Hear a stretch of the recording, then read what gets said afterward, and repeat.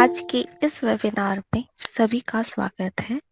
मैं मनीषा बिरवा, भूगोल विभाग की प्राध्यापिका, आप सभी का आज के दिनांक 28 नवंबर मॉडल महाविद्यालय की तरफ से ऑनलाइन सभा का आयोजन किया जा रहा है और जिसमें आप सभी का बहुत बहुत स्वागत करती हूँ।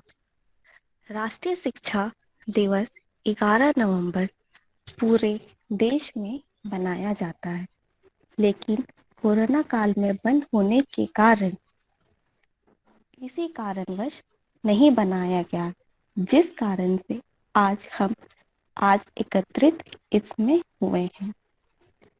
सभी का मैं गणमान्य सदस्य एवं छात्र छात्राओं इस मीटिंग से जुड़ चुके हैं। अब मैं मॉडल महाविद्यालय महिला कॉलेज खरसावां के अंग्रेजी विभाग सहायक प्राध्यापिका कौशिक कुमार महतो जी से आग्रह करती हूँ कि वे सभी सदस्यों का स्वागत हेतु 2 शब्द कहें। Good afternoon, Principal Ma'am and others. Today, we are here in this meet to celebrate National Education Day on the birthday of Abul Kalam Azad. In 2008, Ministry of Human Resource Development has decided to celebrate, or you can say to commemorate this day as National Education Day onwards.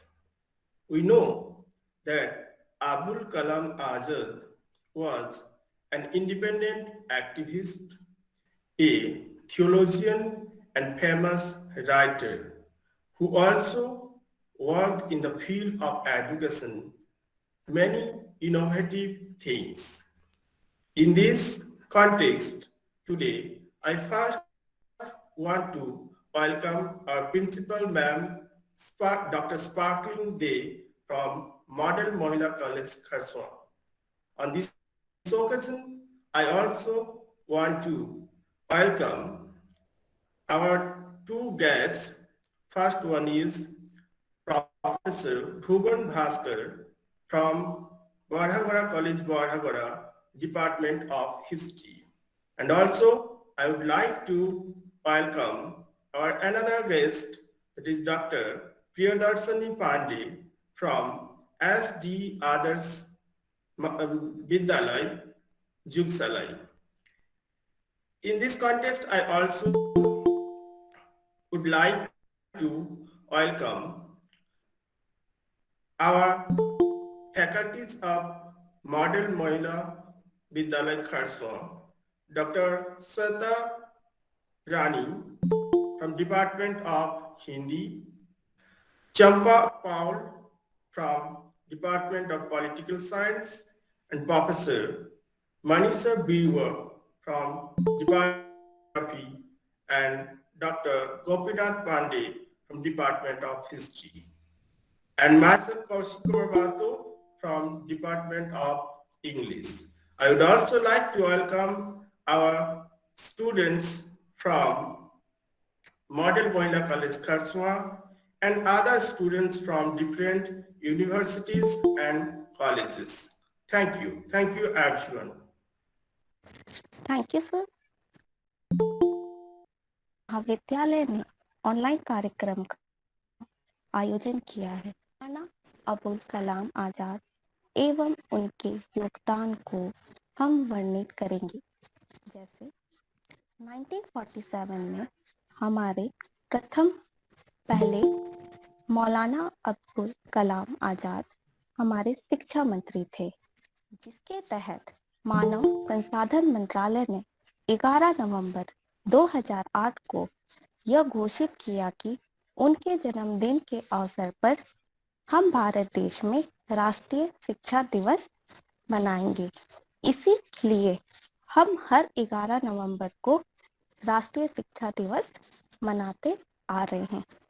इसी को और उनको समर्पित करते हुए हम राष्ट्रीय दिवस को भी मनाते हैं। इस विषय को आगे बढ़ाते हुए सर्वप्रथम मैं हमारे महाविद्यालय के प्राचार्य महोदय से अनुरोध करती हूँ कि वो इस विषय की जानकारी देते हुए इस सभा आयोजन का आरंभ करने की स्वीकृति प्रदान करें। Over to you ma'am. आदरणीय अतिथि, शिक्षकगण और मेरे प्यारे विद्यार्थी, आज राष्ट्रीय शिक्षा दिवस के ये वेबिनार में आप सभी उपस्थित हैं। मैं महाविद्यालय के परिवार की ओर से आप सभी को हार्दिक स्वागत करती हूँ, अभिनंदन करती हूँ।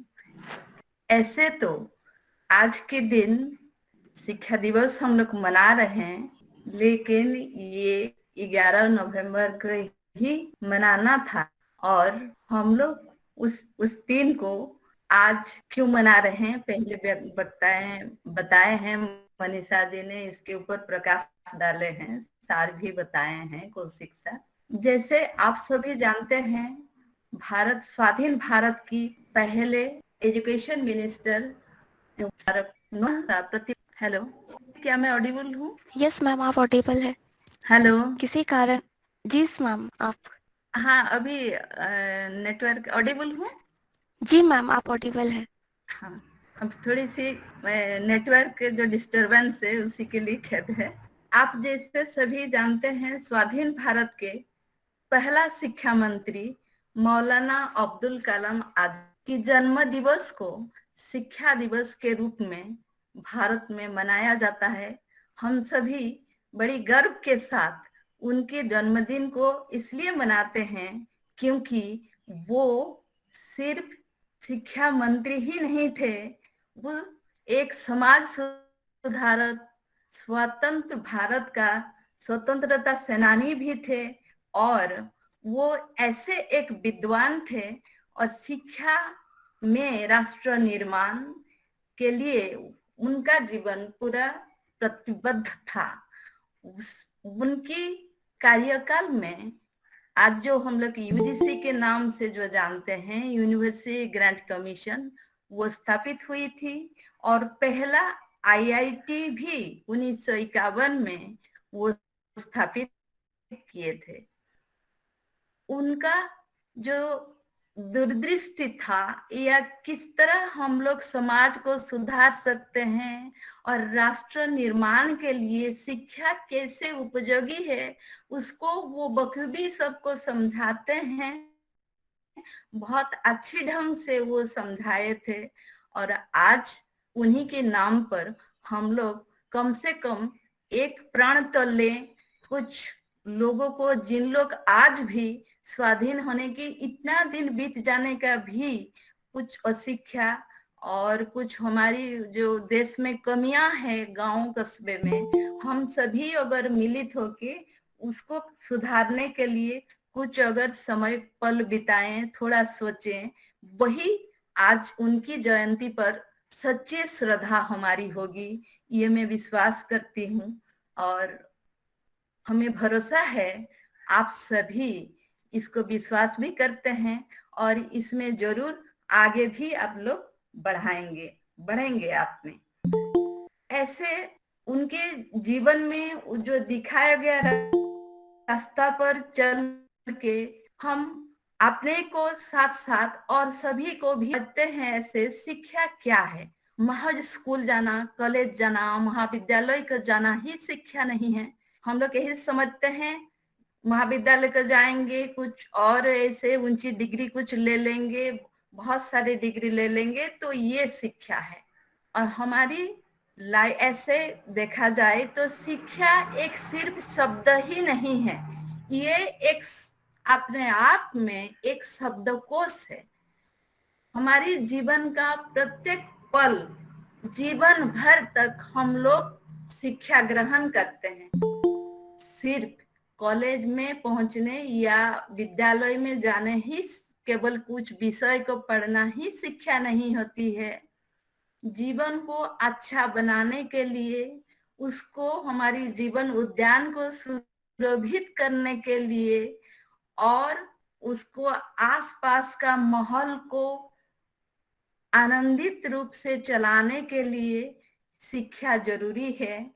और लेते हैं और ये जो शिक्षा प्राप्त किए हैं, सिर्फ डिग्री को प्राप्त करना जैसे बता रहे हैं वो शिक्षा नहीं है, तो फिर लगता है फिर शिक्षा क्या है। हम जो डिग्री को प्राप्त करते हैं उसको हमारी जीवन में कैसे हम उसको उस विचार को लाएंगे, जीवन का हर जगह में कसौटी में कैसे हम उभर के आएंगे और खुशी खुशी जीवन यापन करेंगे, आगे बढ़ेंगे और समाज को भी प्रेरित करेंगे आगे बढ़ने के लिए, यही शिक्षा का मायने होता है।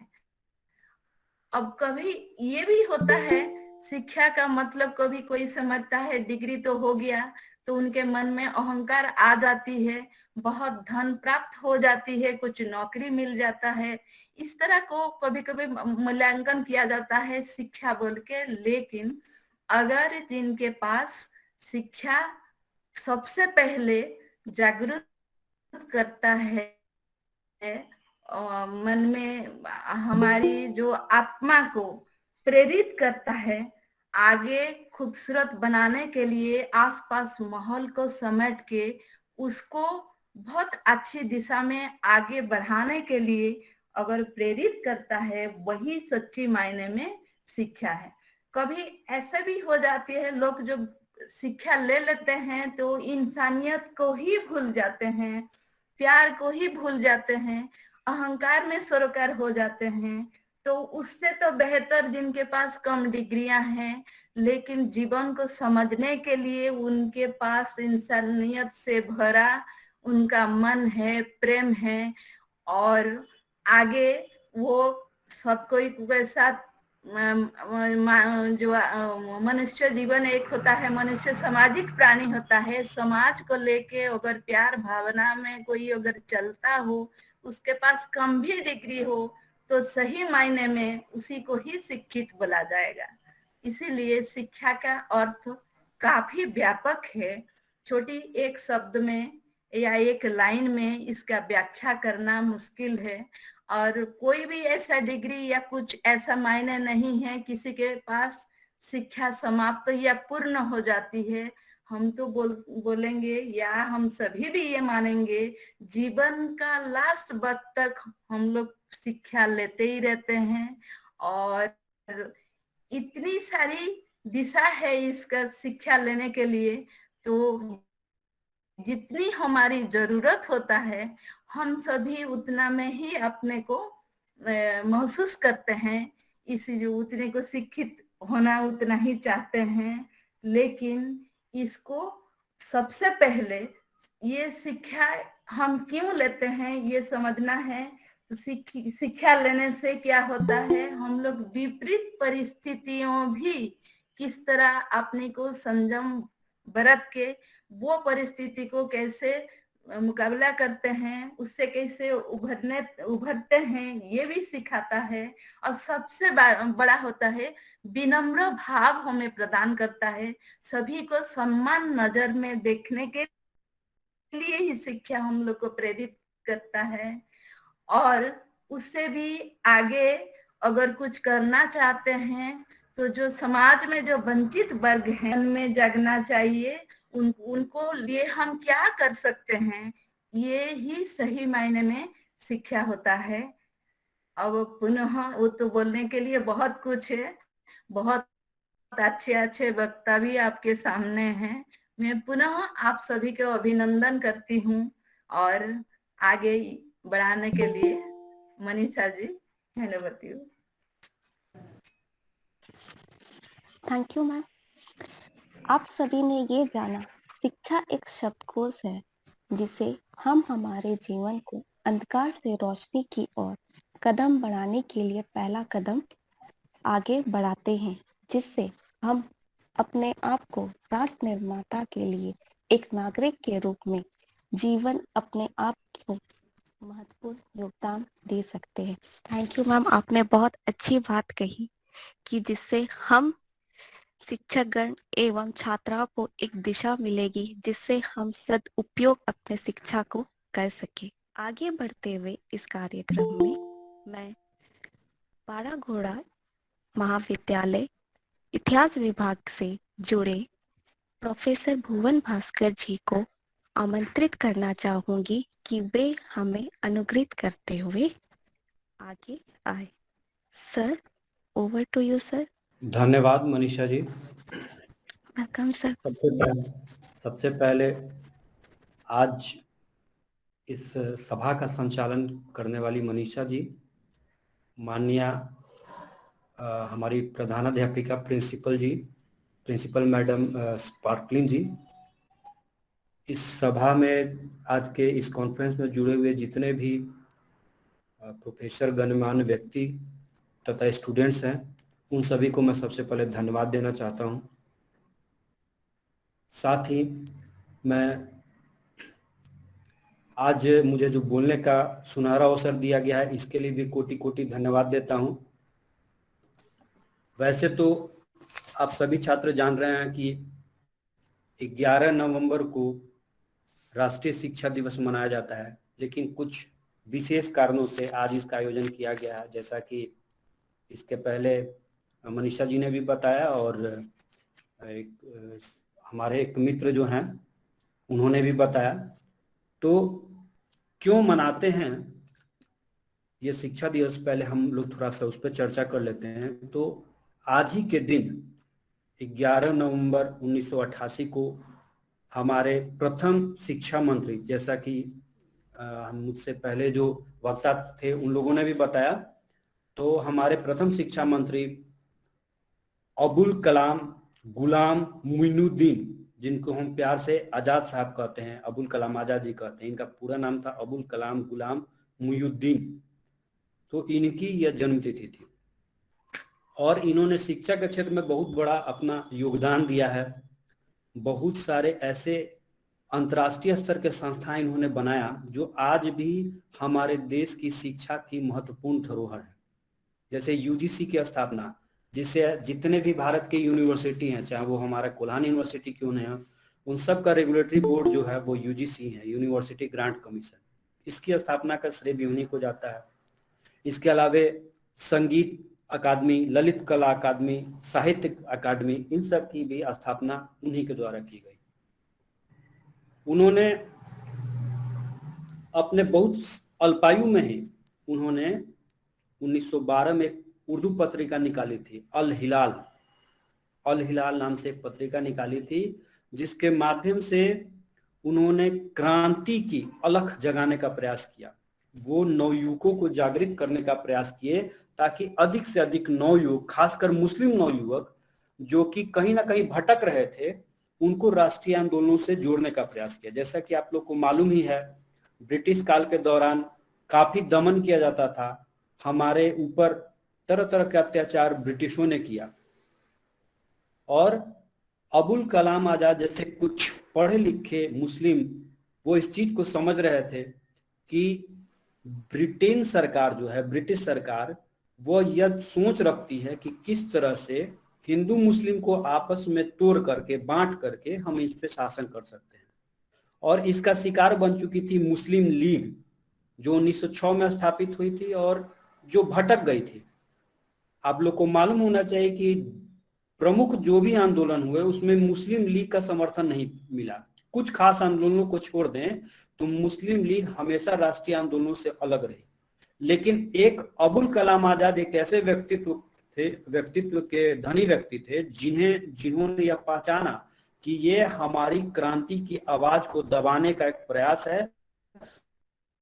मुस्लिम नवयुवकों को यह समझाने का प्रयास किया कि आप राष्ट्रीय आंदोलन के साथ जुड़िए।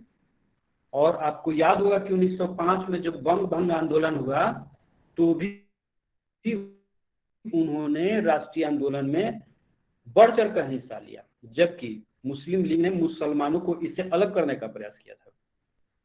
इसी प्रकार से उन्होंने असहयोग आंदोलन, सविनय अवज्ञा आंदोलन में महात्मा गांधी के प्रमुख उत्तराधिकारी के रूप में उनका सहयोग दिया और क्रांति में बढ़ चढ़कर हिस्सा लिया। इन्हीं क्रांतिकारी गतिविधियों के कारण आप लोग को मालूम होना चाहिए कि रांची में ही उनको जेल की सजा हुई और लंबे समय तक वह जेल में भी रहे। बाद में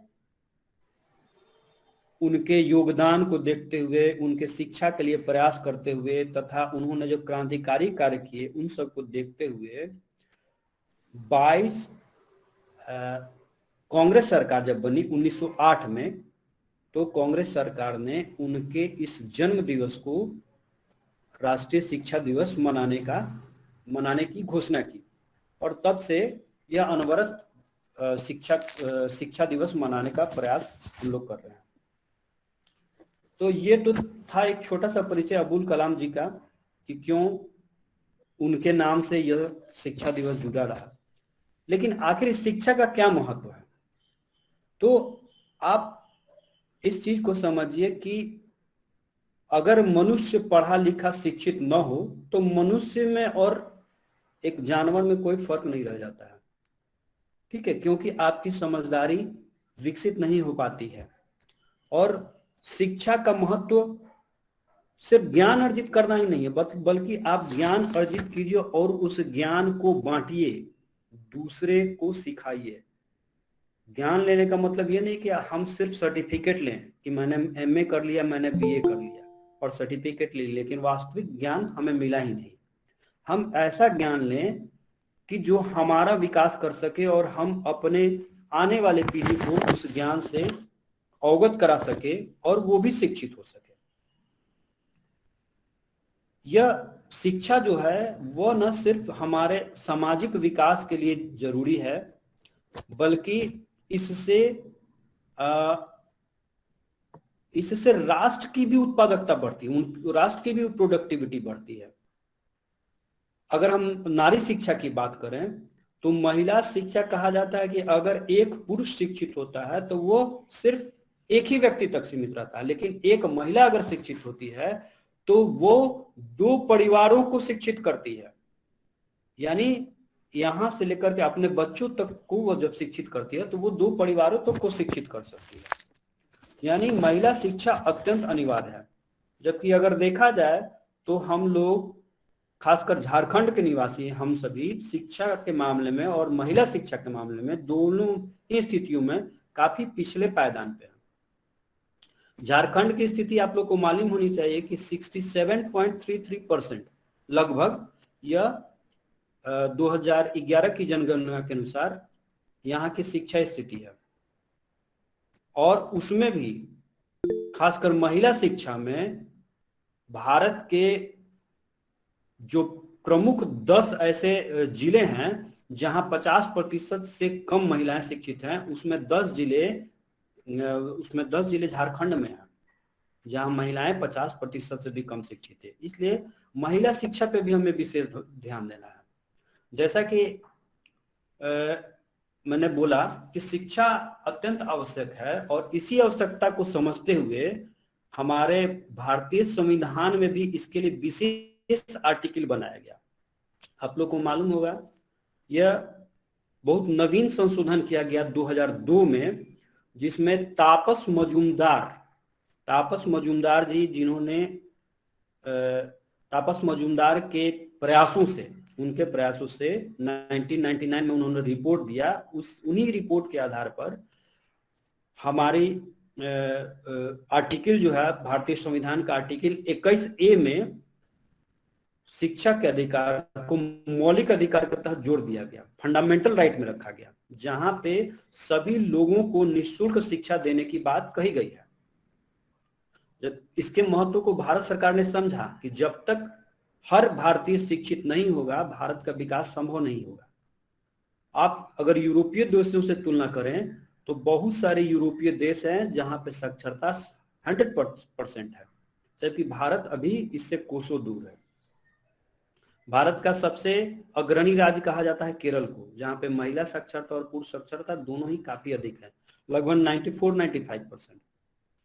लेकिन अगर हम अपने राज्य की झारखंड की बात करें तो इसका पोजीशन 32वां आता है, 36 राज्य में 32 रैंक है। तो हमें बहुत कुछ करने की जरूरत है। और जब तक हम शिक्षित नहीं होंगे हम एक अच्छा मुकाम अपने जीवन में हासिल नहीं कर सकते, हमारी समझ नहीं बनेगी। आए दिन की जरूरतों के लिए हमें कहीं ना कहीं शिक्षा की जरूरत पड़ती है। मान लीजिए हम मार्केट जा रहे हैं, हम बैंक जा रहे हैं, हम किसी काम से निकल रहे हैं, तो वहां पे गणना करना है, कहीं साइन करना है, सिग्नेचर करना है, तो हर जगह उसकी प्राथमिक आवश्यकता है। इसलिए बेसिक शिक्षा तो जरूरी है। और भारत सरकार ने भी शिक्षा की बेसिक जरूरत को समझते हुए प्रौढ़ शिक्षा कार्यक्रम चलाया हुआ था। हालांकि वो 2018 में बंद हो गया है, लेकिन उसके जगह पे राज्य के स्तर पर, स्टेट गवर्नमेंट के स्तर पर अलग नाम बदल करके प्रौढ़ शिक्षा के लिए प्रयास किया जा रहा है। अगर हम शिक्षा को की प्राचीन स्थिति को देखें भारत में, तो आप लोग को मालूम होगा कि भारत में तक्षशिला और नालंदा जैसे विश्वविख्यात विश्वविद्यालय होते थे। विक्रमशिला विश्वविद्यालय, सोमपुर विश्वविद्यालय, ये सारे विश्वविख्यात हैं। आप लोगों ने नाम भी सुना होगा कि चंद्रगुप्त मौर्य जो शासक थे, जो अपने गुरु चाणक्य के अधीन शिक्षा लिए, और चाणक्य ने उन्हें तक्षशिला भेजा।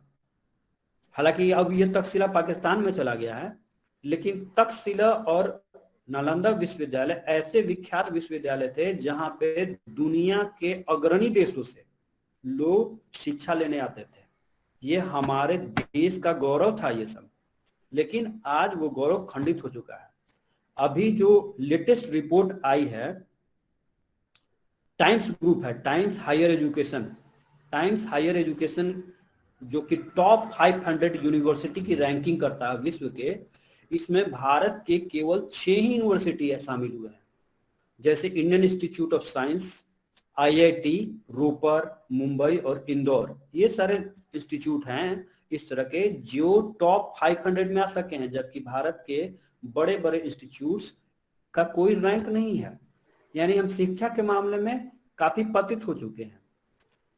और एक लेटेस्ट रिसर्च भी आया था कि भारत की जो शिक्षा पद्धति है वो गुणवत्ताहीन है।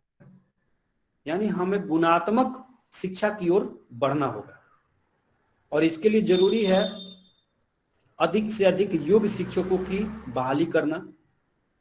ठीक है, तो बहुत सारी कमियां हैं जिसे हम आप ही सुधार सकते हैं। आप में से बहुत सारे छात्र हम अभी जुड़े हुए हैं, तो आपसे यही मेरा आग्रह रहेगा कि आप एक संकल्प कीजिए, दृढ़ संकल्प, कि हम जो शिक्षा लेंगे वो गुणवत्तापूर्ण लेंगे, अच्छे से पढ़ेंगे। केवल हमें सर्टिफिकेट के पीछे नहीं भागना है कि फर्स्ट डिवीजन आए, बहुत अच्छा रैंक, बहुत अच्छा मार्क्स आ जाए मेरा, ऐसा नहीं होना चाहिए। हम क्वालिटी एजुकेशन देंगे। आखिर आप अपने बच्चों को क्या पढ़ाइएगा, आप अगली पीढ़ी को क्या दीजिएगा? अगर आप अच्छे से पढ़े होंगे, अच्छी शिक्षा आपकी होगी, तो आप जीवन में कुछ कर सकते हैं। मान लीजिए कि जॉब लेना ही एक शिक्षा का कैटेगरी नहीं है कि मैं शिक्षित होकर के जॉब ले लूं।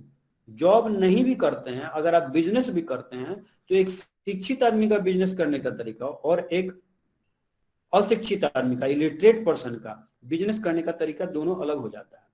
इसलिए हमको शिक्षा पे विशेष ध्यान देना है। विश्व इतिहास में कन्फ्यूशियस नाम सुना होगा आप लोगों ने। विश्व इतिहास में कन्फ्यूशियस को इतिहास का प्रथम निजी शिक्षक कहा जाता है, प्राइवेट टीचर। ये लगभग 561 BC में थे कन्फ्यूशियस। क्योंकि पहले आप लोग को मालूम होगा कि पहले शिक्षा का अधिकार सिर्फ शाही राजघरानों को था। शाही राजघराने के बच्चे ही वो शिक्षा ग्रहण कर सकते थे। हमारे भी महाभारत ग्रंथ में ये उदाहरण मिलता है, जब द्रोणाचार्य ने एकलव्य से अंगूठा कटवा लिया था, क्योंकि वह उनके नाम पर शिक्षा तो लिया मगर वो नीची जाति का था, इसलिए भेदभावपूर्ण शिक्षा पद्धति के कारण उस वक्त ऐसा हुआ। लेकिन आज ऐसा नहीं, आज सबको शिक्षा समान रूप से दी जा रही है। आपको सिर्फ अच्छे ढंग से उसको ग्रहण करना है। भारत के संदर्भ में अगर हम बात करें तो महिला शिक्षा के लिए सावित्रीबाई फुलाबाई महाराष्ट्र क्षेत्र की थी। सावित्रीबाई फुलाबाई, उन्हें मदर ऑफ वुमेन एजुकेशन कहा जाता है इंडिया में, क्योंकि उन्होंने काफी प्रयास किया कि महिला शिक्षा में भारत की स्थिति अच्छी हो। हालांकि प्राचीन काल में भी कुछ विदुषी महिलाओं का जिक्र मिलता है, जैसे अपाला। विद्योत्मा, कालिदास की पत्नी जो थी विद्योत्मा, इन सारी महिलाओं का जिक्र है। लेकिन बीच के काल में महिला शिक्षा बिल्कुल कुंठित हो गई, उनका विकास अवरुद्ध हो गया। तो आज जरूरत है पुनः हम लोगों को शिक्षा का स्तर बढ़ाने का। फिर अगर हम एक स्कूली शिक्षा की हम बात करते हैं तो अमेरिका के हॉरेस मैन का नाम आता है। हॉरेस मैन, जिन्होंने पहली बार स्कूली शिक्षा को एकीकृत किया, और स्कूली शिक्षा को एकीकृत करके उन्होंने स्कूल सिस्टम का विकास किया। क्योंकि उसके पहले से यूरोप में एजुकेशन को लेकर जागृति आई और उस मतलब शिक्षा के लिए प्रयास किया जाने लगा। संगठित प्रयास शिक्षा का यूरोप से ही शुरुआत होता है लगभग 16वीं शताब्दी में। लेकिन स्कूली शिक्षा का विकास करने का श्रेय अमेरिका के मैसाचुसेट्स एक जगह है, वहां के शिक्षा सचिव थे हॉरेस मैन, उनको जाता है। उन्होंने इसके लिए प्रयास किया, इसीलिए उनको फादर ऑफ एजुकेशन भी कहा गया। तो इस प्रकार से बहुत सारी बातें हैं। अब भारत सरकार फ्री शिक्षा को बढ़ावा दे रही है कि किस तरह से अधिक हम लोग मुफ्त शिक्षा देकर के लोगों को एक तरह से उनको बढ़ाने का प्रयास किया जाता है कि आप अपने बच्चों को अधिक से अधिक भेजिए। इसी क्रम में विभिन्न राज्य भी जो है स्कूली शिक्षा को बढ़ावा देने के लिए कहीं प्रोत्साहन राशि देती है, कहीं पोशाक राशि देती है, कहीं साइकिल बांटे जाते हैं। जैसे बगल का बिहार, वहां बच्चियों को साइकिल बांटे गए। तो शिक्षा का महत्व सब कोई समझता है, लेकिन हमें गुणवत्तापूर्ण शिक्षा लेना है। आप सभी से, छात्रों से भी यह रिक्वेस्ट रहेगा मेरा कि आप सब आज इस राष्ट्रीय शिक्षा दिवस पे एक संकल्प लें कि हम अच्छी शिक्षा लेंगे, हम पढ़ाई में कोई कोताही नहीं करेंगे, क्योंकि हमें जीवन में आगे बढ़ना है। और ज्ञान बांटेंगे, क्योंकि हमारे यहाँ एक कुंठित मानसिकता रही प्राचीन भारतीय इतिहास में कि कहीं ना कहीं हमने अपने ज्ञान को नहीं बांटा, और ज्ञान नहीं बांटने के कारण बहुत सारे ज्ञान हमारा समाप्त हो गया। मुझे आश्चर्य होता है जब मैंने सुना कि मार्शल आर्ट जो है वो भारत में विकसित हुआ था, लेकिन उसमें चीन आगे बढ़ गया। चीन को कहीं ना कहीं उसको जन्मदाता माना जाता है, लेकिन वास्तव में मार्शल आर्ट का जन्म भारत में हुआ था। और यहाँ से चेन्नई क्षेत्र के थे एक बोली, उनका नाम मैं भूल रहा हूं, वो चाइना चले गए और चाइना में उन्होंने ज्ञान बांटा, चिकित्सा का ज्ञान और मार्शल आर्ट का। और आज वो चीन उस ज्ञान को संग्रहित करते हुए आगे बढ़ गया। हमारे यहाँ कोपरनिकस ने गैलीलियो के बहुत पहले ही यह ज्ञान दे दिया था ग्रह नक्षत्र के विषय में। लेकिन क्या कि गैलीलियो ने उसका पेटेंट करा लिया, ये कहिए यूरोप वासियों ने उस पर अपना मोहर मार दिया, क्योंकि वो ज्ञान सीमित हो गया था, वो वृहद फैला नहीं।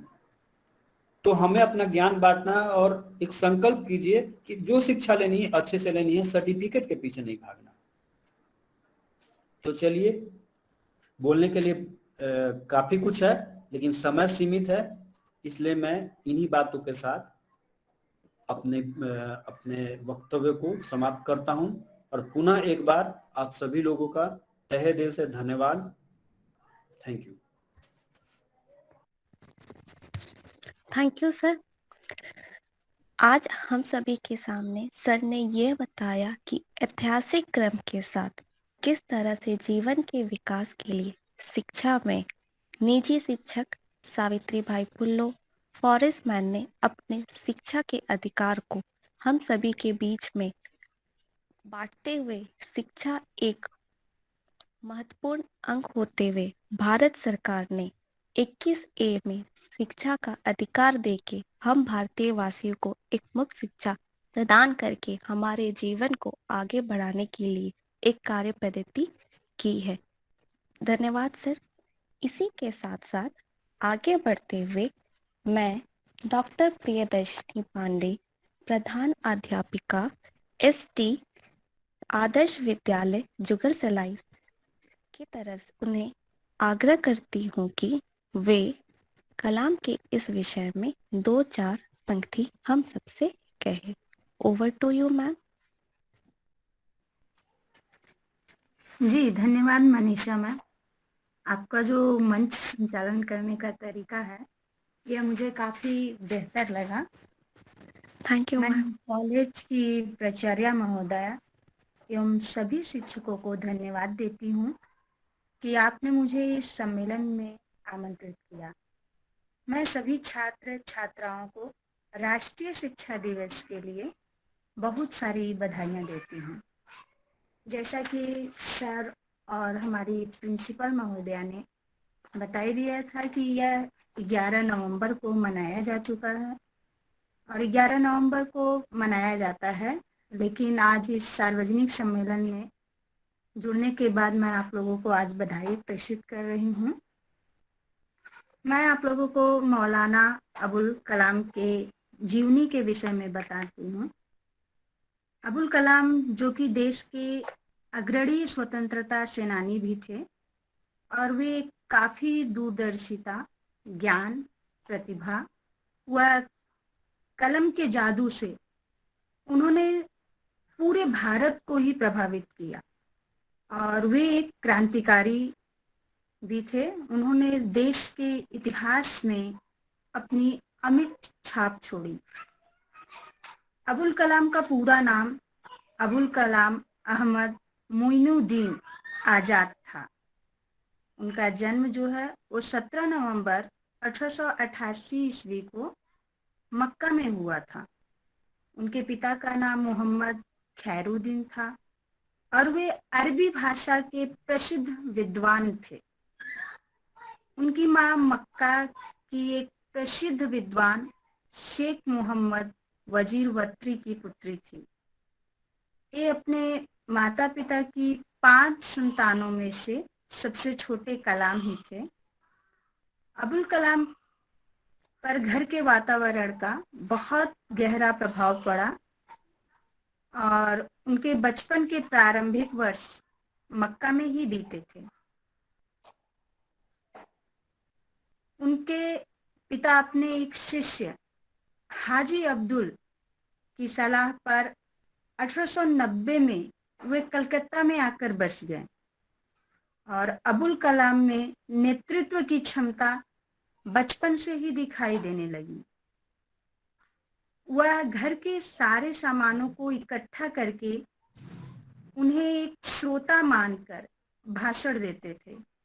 कहा गया है ना, होनहार वीरवान के होत चिकने पात, मतलब होनहार बच्चों के जो है पाँव पालने में ही दिख जाते हैं, वैसे ही अबुल कलाम भी थे और एक खेल खेल में भाषण देते थे, लोगों को इकट्ठा करते थे, जो कि इनके भाई बहन इनका हंसी उड़ाते थे, लेकिन इन पर किसी का कोई असर नहीं होता था।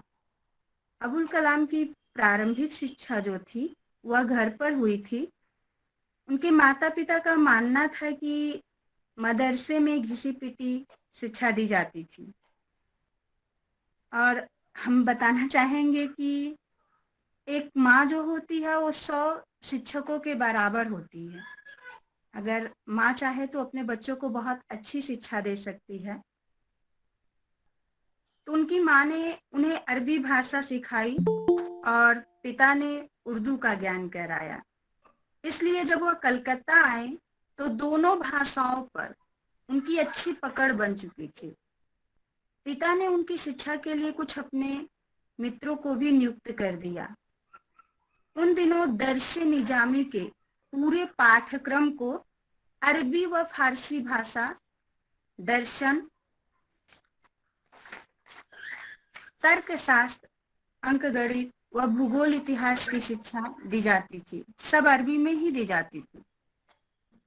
यह पाठ्यक्रम पूरा करने में एक सामान्य विद्यार्थी को, मतलब पूरा पाठ पूरा करने में एक सामान्य विद्यार्थी को 14 वर्ष लग जाते थे और जबकि एक अच्छा विद्यार्थी जो होता था उसे पूरा करने में 10 वर्ष लगते थे। लेकिन अबुल कलाम इतने प्रतिभाशाली थे कि इन्होंने वह पाठ मात्र 4 वर्ष में ही पूरा कर लिया, किंतु उस समय कोई भी पाठ्यक्रम तब तक नहीं पूरा माना जाता था जब तक कि एक विद्यार्थी यह साबित ना कर दे कि दूसरों को पढ़ाने की उसमें योग्यता आ गई है। जैसे कि अभी सर ने बताया कि हमें शिक्षा एक डिग्री लेने के लिए नहीं हासिल करनी चाहिए, बल्कि योग्यता पाने के लिए हासिल करनी चाहिए। शिक्षा संस्थान द्वारा आलिम का प्रमाण पत्र भी तभी प्रदान किया जाता था। अबुल कलाम ने 14 वर्ष की उम्र में ही अपनी यह योग्यता साबित कर दी थी। अबुल कलाम में अपने पूर्वजों की तरह साहित्यिक गुण भी विद्वान थे।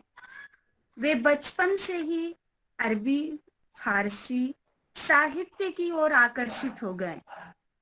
किताबें पढ़ना उनका शौक था। उनमें ज्ञान प्राप्त करने की एक ललक रहती थी, एक जिज्ञासा रहती थी, जो कि बहुत अच्छी बात है, हर विद्यार्थी में होना चाहिए। जब तक हमें किसी को पाने की ललक ना हो तब तक हम उसे वह हासिल नहीं कर सकते। वह पत्र पत्रिकाओं के माध्यम से विश्व की घटनाओं की जानकारी रखते थे। अबुल कलाम एक मेधावी बालक होने के साथ साथ एक अच्छे लेखक भी थे और पत्रकार भी थे। किशोरावस्था में उनके कई लेख विभिन्न पत्रिकाओं में प्रकाशित होने लगे। उनकी यह प्रतिभा जो थी वो 14 वर्ष की उम्र में ही लोगों के सामने आ चुकी थी। बहुत कम ही उम्र में वे बहुत अच्छा कर दिए थे। सन 1902 में अबुल कलाम ने कलकत्ता से लिसानस सिख, जिसका हिंदी अर्थ होता है सत्य की आवाज, नामक एक पत्रिका का प्रकाशन किया। इस आलोचनात्मक साहित्यिक पत्रिका ने बड़े बड़े लोगों को भी प्रभावित किया। कलाम इसमें लेख लिखा करते थे और पुस्तकों की भी समीक्षा करते थे। इन्हीं दिनों उर्दू के एक प्रसिद्ध लेखक व कवि अल्ताफ हुसैन आली ने सर सैयद अहमद खां की जीवनी लिखी। अबुल कलाम ने अपनी पत्रिका में उनकी आलोचना की। इससे उर्दू जगत में तहलका मच गया, किंतु कोई भी अबुल कलाम से मिलकर उनके विचार बांटने नहीं आया। अबुल कलाम 14 वर्ष की उम्र में ही खूबसूरती से शायरी भी करने लगे। वे एक शिक्षा मंत्री नहीं थे, वो शायर भी थे, बहुत अच्छा। उन्होंने नेरंगे आलम नामक एक पत्रिका का भी प्रकाशन किया। इसमें उर्दू के उभरते शायरों की नज़में, गजलें भी प्रकाशित की। अबुल कलाम प्रायः मुशायरों में भी भाग लेते थे। मशहूर गायक गालिब के शिष्य नादिर खां ने एक मुशायरों में उनकी शायरी सुनी। तब उन्हें विश्वास नहीं हुआ कि एक छोटा सा किशोर इतनी अच्छी शायरी कर सकता है। एक बार दोनों की मुलाकात एक दुकान पर हुई। तब नादिर खान ने पूछा, तुम वही हो जो उस दिन महफिल में शायरी कर रहे थे? वह तो तुम्हारी शायरी नहीं थी। फिर नादिर खान ने वही उनकी परीक्षा ले ली। अबुल कलाम को तरह एक पद याद करने के लिए दिया, याद ना हो आबाद ना हो। अबुल कलाम ने जिस शायराना अंदाज में उत्तर दिया, उसे सुनकर नादिर खां सुबह अल्लाह कह उठे। उन्होंने तत्काल अबुल कलाम को आजाद उपनाम दे दिया। अबुल कलाम आजाद जो नाम है, आजाद नाम उन्हें नादिर खां से ही मिला है, उपनाम। यह उपनाम उनके नाम के साथ ही इतिहास में अमर हो गया। लोग उनका वास्तविक नाम भूल गए और वह मौलाना आजाद के नाम से लोकप्रिय हो गए। अबुल कलाम का व्यक्तित्व पहली नजर में ही प्रभावित कर लेने वाला था। अरबी फारसी का ज्ञान तो वह पहले से ही हासिल कर चुके थे। प्रसिद्ध विद्वानों की पुस्तकें पढ़कर उन्होंने अपने ज्ञान को और ज्यादा बढ़ा लिया और 1904 में लाहौर की साहित्यिक व सांस्कृतिक पत्रिका अंजुमन ए हिमायते इस्लाम में अपना सर्ववार्षिक जलसा आयोजित किया और अन्य विद्वानों के अलावा लिसानुस सिख के संपादक अबुल कलाम को भी आमंत्रित किया। तब लोग उन्हें पहचानते नहीं थे।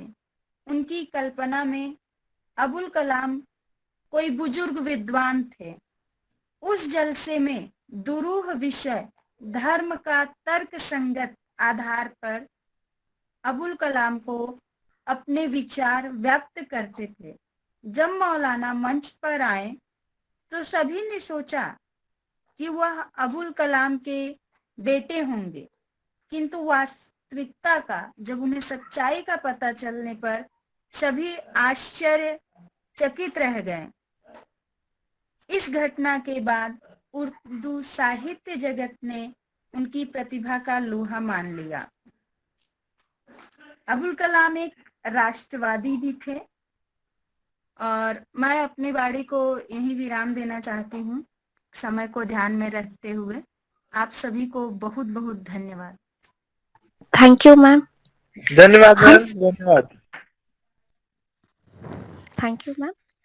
आपने हमारे इस मंच में यह बताया कि इस महान व्यक्तित्व ने इस भारत भूमि में जन्म लेकर के शिक्षा के क्षेत्र से आगे बढ़ते हुए छोटे कदम से कैसे हम जीवन की प्रणाली को सीख सकते हैं। तात्पर्य, प्रकृति से हम किस तरह से आगे बढ़ते हुए अपने व्यक्तित्व को समाज के सामने ना पहचानते हुए अपना पर हम भारत देश में अब मैं इतिहासविद डॉक्टर गोपीनाथ पांडे जी से आग्रह करती हूँ कि वो कुछ दो शब्द कहे। बहुत बहुत धन्यवाद मैम।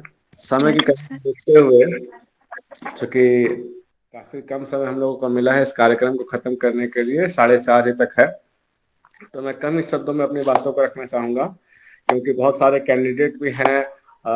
मॉडल महिला कॉलेज के अलावा भी अदर कॉलेज से भी बच्चे जुड़े हुए हैं, जिनको बोलने का अवसर मुझे लगता है मिलना चाहिए, क्योंकि ये जो मंच दिया गया है बच्चों की ही जो अभिव्यक्ति की भावना है उसको बढ़ाने के लिए दिया गया है। सर्वप्रथम मैं प्राचार्य महोदय को धन्यवाद देना चाहूंगा कि उन्होंने इस आयोजन को सफल कराने के लिए सभी को प्रेरित किया है, हमको भी, और साथ साथ में जो अतिथि शिक्षक जुड़े हैं श्री भुवन भास्कर सर बहरागोड़ा महाविद्यालय से और प्राचार्य प्रियदर्शनी पांडे श्री आदर्श विद्यालय के, उनको मैं तहे दिल से धन्यवाद देना चाहता हूं कि उन्होंने अपना बेशकीमती समय निकाला है। तो बात हो रही थी कि मौलाना अब्दुल कलाम आजाद की, मैं शिक्षा से इन्होंने क्या क्या रोल अदा किया था, शिक्षा को लेकर इनकी क्या भूमिका थी या क्या विचार थे, मैं उन बातों का आपके सामने रखना चाहूंगा। मौलाना जो आजाद सर थे, इन्हें अहमद खां की जो आधुनिक शिक्षा संबंधी है, ये उस विचार से बहुत ज्यादा प्रभावित थे। बात अगर हम कहते हैं कि ये पहले ऐसे व्यक्ति थे शिक्षा मंत्री के तौर पर जिन्हें भारत की सभी जो समस्याएं थी, राजनीतिक हो चाहे वो सामाजिक हो सांस्कृतिक हो, सभी स्तर पर सुधार करने के लिए शिक्षा की बढ़ोतरी का विकास का इन्होंने तरीका चुना। 1857 के पहले क्या हुआ था, देश और समाज से बहुत सारे बुद्धिजीवी प्रयत्नशील हो रहे थे, निकल रहे थे, जिनमें से मौलाना आजाद सर का भी नाम विशेष महत्व रखता है। इन्होंने अपनी नवीन शक्ति से विषम परिस्थितियों एवं चुनौती का सामना करते हुए उचित मार्गदर्शन का सामना करने के लिए लोगों को प्रेरित किया। इन्होंने देश और समाज की गहरी चिंता प्रकट करते हुए समाज के लिए सबसे महत्वपूर्ण जो 2 कदम उठाए थे वो इस प्रकार के थे। सबसे पहला तो यह कि इन्होंने अंग्रेजी सरकार की ओर मित्रता की हाथ बढ़ाया तथा उनकी क्रांति को दूर करने के लिए असबाग बगावत हिंद नामक की बुक लिखी थी और ये इसकी दूरदर्शिता की नमूना को पेश करता था। वे भली भांति इस बात से अवगत थे कि जब अंग्रेज का विरोध अगर करेंगे तो तुरंत ही समाज में सकारात्मक पहल नहीं आ सकेगी। और उनका जो दूसरा कदम था वो था आत्मविश्वास के साथ भारतीयों को और खास करके जो अल्पसंख्यक मुस्लिम जो समुदाय है उनको विकास के रास्ते पर अग्रसर करना था। इसके लिए वे आधुनिक शिक्षा को आवश्यक मानते थे। आजाद सर का विचार था कि आधुनिक ज्ञान विज्ञान के शिक्षा से संपन्न समाज उन्नति कर सकता है और जो शिक्षा के क्षेत्र में जो पिछड़ापन है उस पिछड़ेपन का मूल कारण यही है कि धार्मिक शिक्षा और आधुनिक शिक्षा दोनों कंबाइंड नहीं था। तो उन्होंने आधुनिक शिक्षा को धार्मिक शिक्षा से जोड़ते हुए कंबाइंड करके प्रयास किया ताकि यहाँ के लोग धार्मिक से जुड़कर उस आधुनिक शिक्षा को प्राप्त कर सके। जब वो इंग्लैंड की यात्रा की तो वहां उन्होंने कैम्ब्रिज और ऑक्सफोर्ड यूनिवर्सिटी जब वो गए तो वहां के वो शिक्षा से बहुत अधिक प्रभावित किए कि वहां के उन्होंने शिक्षा व्यवस्था को पहले समझा, जांच पड़ताल किया और सोचा कि इसी रूप को हम लोग भारत पे कैसे लागू कर सकते हैं और यहाँ के लोगों के लिए कैसे उपयोगी बना सकते हैं। उन्होंने आधुनिक शिक्षा के महत्व को पहचानने के लिए घर घर पहुंचने के लिए 3 स्तर पर कार्य करना शुरू किया था। उन्होंने बुक को ट्रांसलेट करना स्टार्ट करवाने के लिए आदेश दे दिए गए थे। कई सारे यूनिवर्सिटीज आपको पता होगा कि भारत में आज IIT जितने हैं कार्य कर रहे हैं तो ये उन्हीं के शिक्षा मंत्री रहने के कार्यकाल में IIT जितने हैं इंस्टीट्यूट है, टेक्निकल इंस्टीट्यूट है, उन्हीं के कार्यकाल में रहने ये स्टार्ट हुआ था। देश में शिक्षा के प्रति जो जागरूकता पैदा किए थे साथ साथ मुस्लिम समुदाय के लिए भी विशेष रूप से कार्य कर रहे थे, वो अपने आप में इनको एक अनूठा व्यक्ति बनाता है। इनके अनुसार उन्नति अगर चाहिए तो सबसे पहले शिक्षा के खजानों को अपने वश में करने की बातें कहते थे कि अगर देश उन्नति तभी करेगा जब शिक्षा के खजाना आपके पास होगा और इसके लिए वो समस्त भारतीयों का आह्वान करते थे। और ये मैं देखता हूं कि यह सिर्फ विशेष समुदाय के लिए नहीं बल्कि हिंदू मुस्लिम सभी के लिए कार्य किए थे। ये चाहते थे कि एक ऐसा संस्थान बने, प्रशिक्षण केंद्र बने जहां सभी धर्म के लोग आए और शिक्षा करके करें। उन्होंने शिक्षा संबंधी बहुत सारी आवश्यकताओं को भी जो कमियां थी उसको दूर करने का उन्होंने भी प्रयास किया था। साथ साथ में उन्होंने एक कलम ए तैयबा एक धार्मिक मंत्र है, इसका भी उन्होंने अनुष्ठान करते हुए लोगों को कहा कि शिक्षा का माध्यम हम लोग अगर जो लोकल लैंग्वेज है जैसा कोई उर्दू अगर जानता है तो उसे उस माध्यम से शिक्षित किया जाए, यानी कि भाषीय स्तर पर भी ये लोगों के राष्ट्रीय स्तर तक पहुंचाने के लिए अंतिम जो लोग हैं भाषा जो जानते हैं उस जनजातीय भाषा तक भी शिक्षा के माध्यम लोगों से पहुंचाना चाहते थे।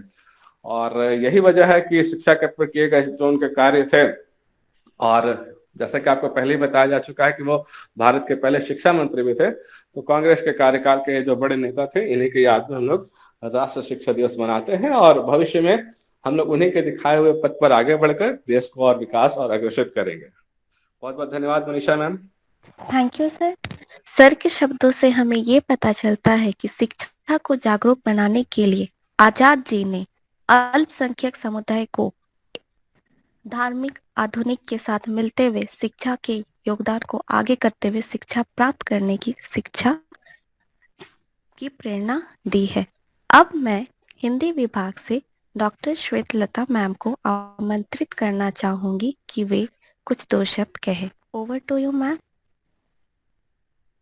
शायद उन तक हमारी आवाज नहीं पहुंच पा रही है, इसके तहत मैं आगे अंग्रेजी विभाग के कौशिक सर को आमंत्रित करती हूँ कि वो आगे अपने कुछ 2 शब्द कहे।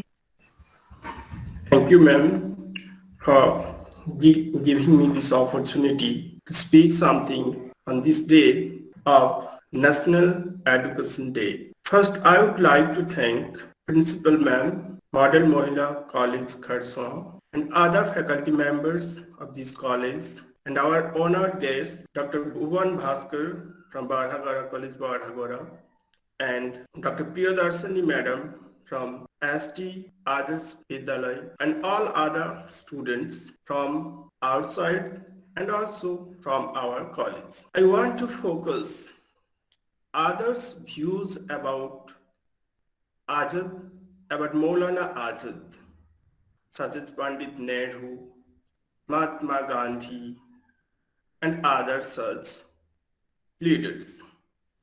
According to Pandit Nehru, Maulana Azad had a mind like a razor, which cut through a box of ideas.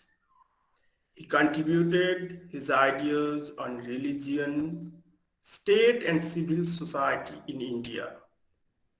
And somehow that is why Pandit Nehru actually called Maulana Azad as Mir Ikaiwan. And we know about Mahatma Gandhi. Mahatma Gandhi actually considered Maulana a person of the caliber of Plato, Aristotle, and Pythagoras.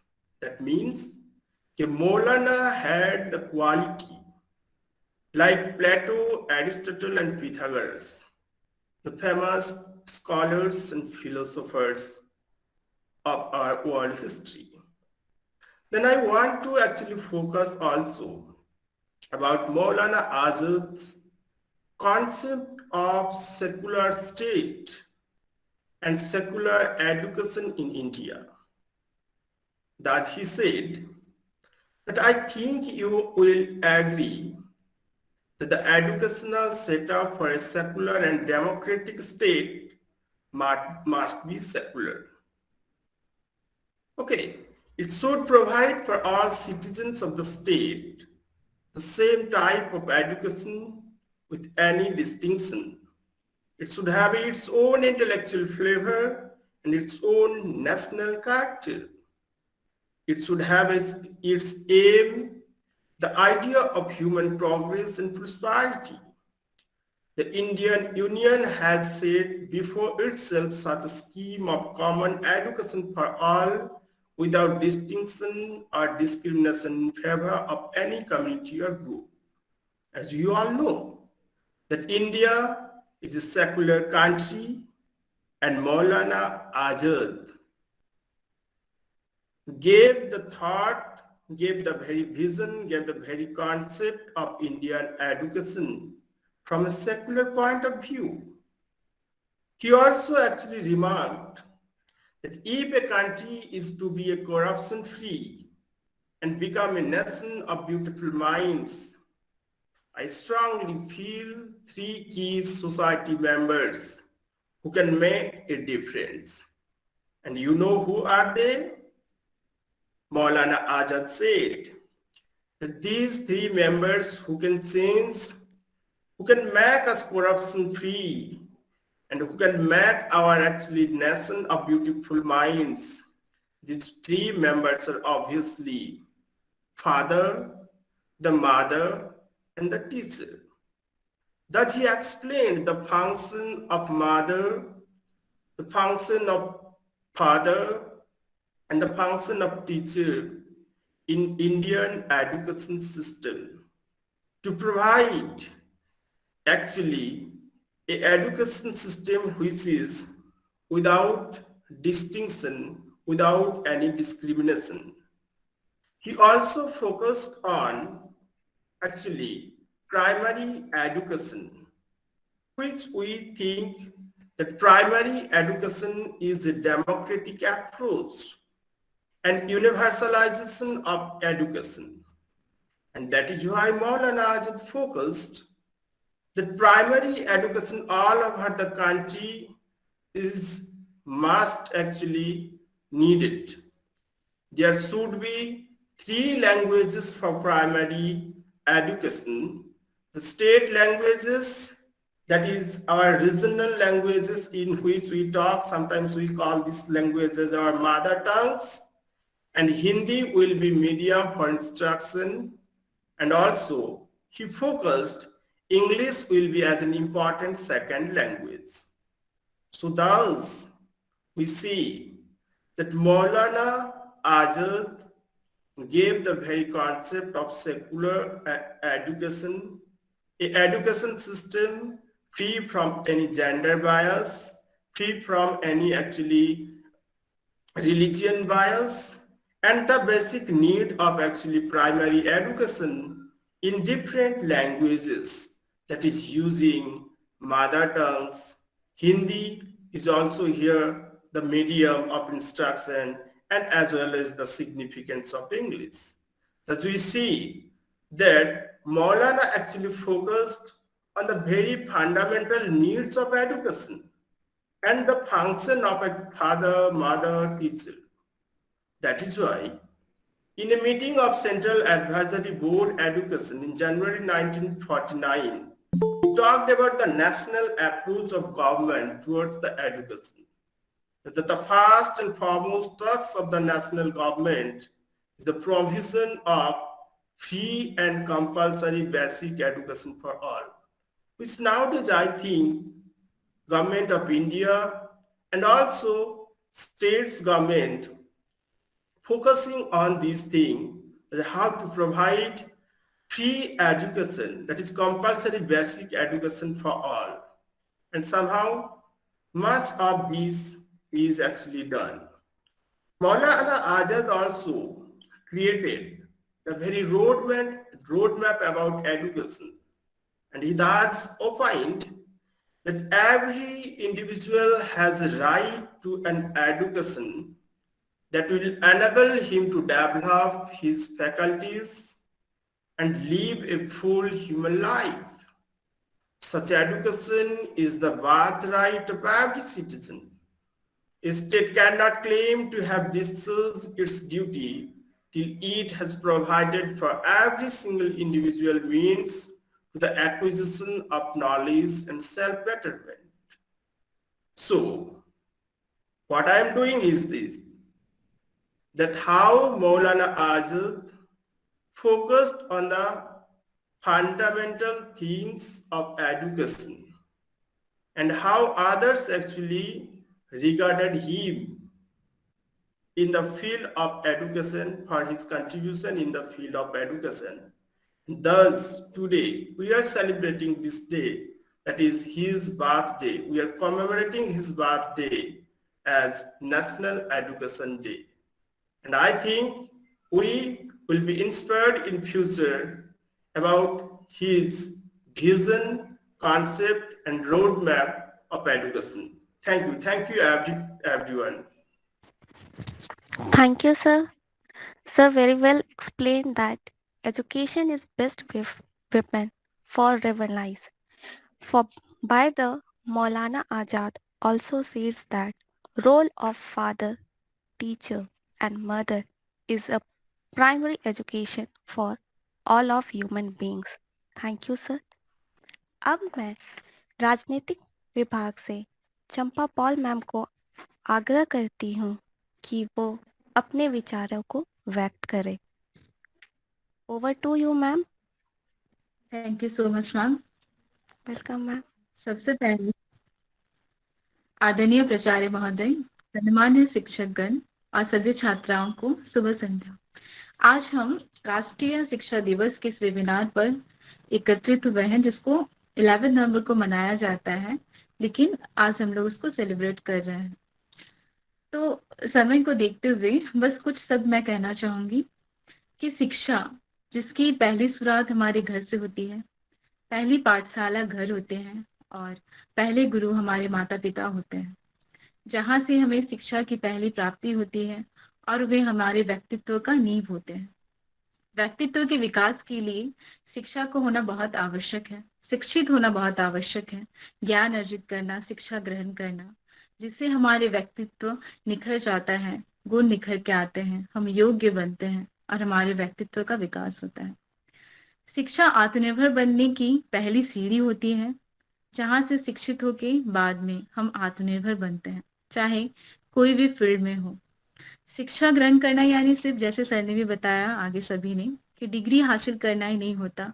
कुछ नैतिक मूल्य होते हैं, सिद्धांत होते हैं, behaviour होते हैं, जो शिक्षा से हम सीखते हैं, ग्रहण करते हैं, शिक्षित होते हैं। साथ ही हमारे संविधान में शिक्षा के बारे में जो अधिकार हमें दिया गया है, जैसे सर ने जैसे हिस्ट्री विभाग से जो जुड़े थे, सर भास्कर सर ने बताया कि 21A के अंतर्गत हमें शिक्षा का अधिकार दिया गया है। मौलिक अधिकार के अंतर्गत शैक्षणिक अधिकार दिए गए हैं। साथ ही इसके महत्व को देखते हुए 2002 को 86वें संविधान संशोधन द्वारा मौलिक कर्तव्य में भी इसे जोड़ा गया, ताकि सभी को शिक्षा का अवसर प्राप्त हो और वे शिक्षित हो।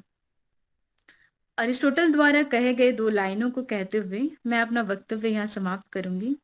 अरिस्टोटल ने कहा था कि शिक्षा की जड़ कड़वी है पर उसके फल मीठे हैं। धन्यवाद। धन्यवाद मैम। चंपा मैम ने हमें बहुत महत्वपूर्ण वक्तव्य को हमारे सामने प्रदर्शित किया। ये बताया कि मानव के मूल्य हमारे आत्मनिर्भर बनने की एक महत्वपूर्ण संकल्पना है। कार्यक्रम को आगे बढ़ाते हुए हमारे सबसे महत्वपूर्ण छात्रगण हमारे महाविद्यालय के इतिहास विभाग से मैं आमंत्रित करती हूँ कि वो खुद आगे आए और अपना परिचय देते हुए अपने विचारों को व्यक्त करें। मेरा नाम हुमैरा नाज है। मैं सेमेस्टर 1 की छात्र हूँ। आज के इस सेमिनार में सम्मिलित हुए हमारे महाविद्यालय के प्राचार्य महोदया, शिक्षक गण, संचालन समिति व अन्य गणमान्यों को मेरा नमस्कार। सर्वप्रथम मैं आज के इस सेमिनार में 2 शब्द बोलने हेतु मौका देने के लिए समिति को उदय से आभार प्रकट करती हूँ। मौलाना अबुल कलाम आजाद एक प्रसिद्ध भारतीय मुस्लिम विद्वान थे। वे कवि, लेखक, पत्रकार और भारतीय स्वतंत्रता सेनानी थे। उन्होंने अंग्रेजी सरकार को आम आदमी के शोषण के लिए जिम्मेवार ठहराया। उन्होंने अपने समय के मुस्लिम नेताओं की कड़ी आलोचना की, जो सांप्रदायिक आंदोलन में बढ़ चढ़कर हिस्सा लिया। इस दौरान उन्हें जेल की सजा भी भुगतनी पड़ी। स्वतंत्रता के पश्चात मौलाना आजाद भारत के प्रथम शिक्षा मंत्री बने। उन्होंने प्राथमिक शिक्षा 14 वर्ष तक की आयु के बच्चों के लिए निःशुल्क व अनिवार्य शिक्षा, कन्याओं की शिक्षा, व्यवसायिक प्रशिक्षण, इबादतों के सुधार पर बल दिया। उन्हें भारतीय प्रौद्योगिकी संस्थान अर्थात IIT और विश्वविद्यालय अनुदान आयोग की स्थापना का क्षेत्र है। मौलाना आजाद भारत के प्रखर शिक्षाविद थे। उनके जन्म दिवस को हम राष्ट्रीय शिक्षा दिवस के रूप में मनाते हैं। मौलाना आजाद के विद्वता से प्रभावित होकर हमारे राष्ट्रपिता महात्मा गांधी उन्हें इल्म का बादशाह कहा करते थे। देश के शिक्षा नीति को अपने अतुल्य योगदान के लिए उन्हें भारत रत्न, देश के सर्वोच्च नागरिक सम्मान से नवाजा गया। और यह कहकर मैं अपने वाणी को विराम देती हूँ। धन्यवाद। धन्यवाद। आपने अपने सुविचारों से हमारे समक्ष एक विद्यार्थी को किस तरह से आगे आकर अपने विषय को कहने के लिए आपने बहुत अच्छा प्रदर्शन किया है। अब अन्य इतिहास विभाग के छात्र और कोई मौजूद है? जी, मैं सोमा साहू, इतिहास विभाग, बहरागुड़ा कॉलेज, बहरागुड़ा से हूँ और इस कार्यक्रम में 2 शब्द बोलने जा रही हूँ। इस कार्यक्रम में उपस्थित आदरणीय प्राचार्य महोदया एवं उपस्थित सभी आदरणीय गुरुजनों को मेरा प्रणाम एवं उपस्थित सभी छोटे बड़े भाई बहन एवं दोस्तों को मेरा प्यार। आज हम ये कार्यक्रम राष्ट्रीय शिक्षा दिवस के रूप में मनाने जा रहे हैं। इस अवसर पे मैं संक्षिप्त में 2 शब्द बोलने जा रही हूँ। मौलाना अबुल कलाम आजाद जो हमारे स्वतंत्र भारत के प्रथम शिक्षा मंत्री थे, उनका प्रारंभिक नाम अबुल कलाम गुलाम मोइनुद्दीन अहमद था, लेकिन बाद में वह मौलाना आजाद के नाम से मशहूर हुए। उनका जन्म 11 नवंबर 1888 को सऊदी अरब में मक्का में पैदा हुए थे। उनका पिताजी का नाम मौलाना सैयद मोहम्मद खैरुद्दीन बिन अहमद अल हुसैनी थे, जो कि बहुत बड़े विद्वान थे। मौलाना आजाद एक सच्चे राष्ट्रभक्त, एक कुशल वक्ता, महान विद्वान, लेखक के साथ समाज सुधारक एवं देश के सच्चे सपूत थे। पुरानी एवं नए विचारों के साथ मिलकर चलने वाले हिंदू मुस्लिम एकता के प्रबल समर्थक थे। देश सेवा और इस्लाम सेवा दोनों को एक दूसरे के पूरक मानते थे। हिंदू और मुस्लिम दोनों ही संस्कृतियों के अनोखे सम्मिश्रण की वो एक मिसाल थे। साथ ही मौलाना आजाद हमारे आजादी की लड़ाई में महत्वपूर्ण एवं सराहनीय योगदान दिए हैं।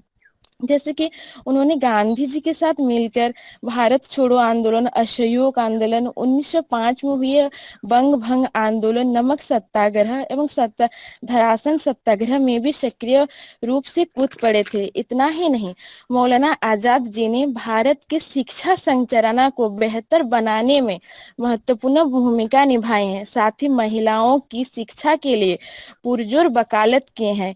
शिक्षा मंत्री के रूप में उन्होंने कार्यकाल के दौरान उन्होंने शिक्षा के क्षेत्र में आईआईटी, आईआईएससी एवं यूजीसी जैसे बड़े-बड़े संस्थाओं की स्थापना का श्रेय भी उन्हें ही जाता है। साथ ही साथ इन्होंने संगीत, नाटक, ललित कला, साहित्य, साथ ही साथ भारतीय संस्कृति से संबंधित आदि बहुत सारे प्रमुख संस्थाओं की स्थापना भी किए हैं। शिक्षा के क्षेत्र में इनके कार्य और समर्पण को ध्यान में रखते हुए 11 नवंबर 2008 को मानव संसाधन मंत्रालय ने इनके जन्मदिन को राष्ट्रीय शिक्षा दिवस के रूप में मनाने का फैसला किया। तभी से यह हर साल हम सभी पूरे देश में 11 नवंबर को राष्ट्रीय शिक्षा दिवस के रूप में मनाते हैं। इन्हें 1992 में भारत के सर्वोच्च सम्मान भारत रत्न से मरणोपरांत सम्मानित किया गया था। उन्होंने 1998 में उन्होंने अंतिम सांस ली थी। धन्यवाद सर। Thank you Soma. आपके इस बिंदु से हमें यह पता चला कि यूजीसी का स्थापना भी मौलाना आजाद के द्वारा किया गया था। अब मैं राजनीति विभाग की छात्रा से अनुरोध करती हूँ कि वो अपने 2 शब्द कहे। आदरणीय प्रिंसिपल मैम एवं सभी शिक्षक शिक्षिकाओं एवं मेरे सहपाठियों को गुड इवनिंग। मेरा नाम आरती साहू है। मैं डिपार्टमेंट पॉलिटिकल साइंस की स्टूडेंट हूँ। मैं मौलाना आजाद कलाम की जीवनी के बारे में 2 शब्द कहना चाहती हूँ। मौलाना आजाद जी का पूरा नाम मौलाना अबुल कलाम गुलाम मोहिद्दीन आजाद है। इनका जन्म 11 नवंबर 1888 ईस्वी में मक्का सऊदी अरब में हुआ था। उनकी माता का नाम आलिया तथा पिता का नाम मोहम्मद खैरुद्दीन था और उनकी पत्नी का नाम जुलेखा बेगम था। मौलाना आजाद एक मेधावी छात्र थे। उनकी शिक्षा उनके पिता एवं अन्य मुस्लिम विद्वानों ने प्रदान की थी। उनकी प्रारंभिक शिक्षा घर में एवं मस्जिद में हुई थी। इस्लामी शिक्षा के अतिरिक्त उन्होंने इतिहास, दर्शन शास्त्र एवं गणित की शिक्षा प्राप्त की। साथ ही साथ उन्होंने उर्दू, हिंदी, फारसी, अरबी, अंग्रेजी भाषाओं में महारत हासिल की थी। मौलाना आजाद जी एक कवि, लेखक, पत्रकार और भारतीय सेनानी थे। मौलाना आजाद ने मुस्लिम लीग की नीतियों का विरोध किया।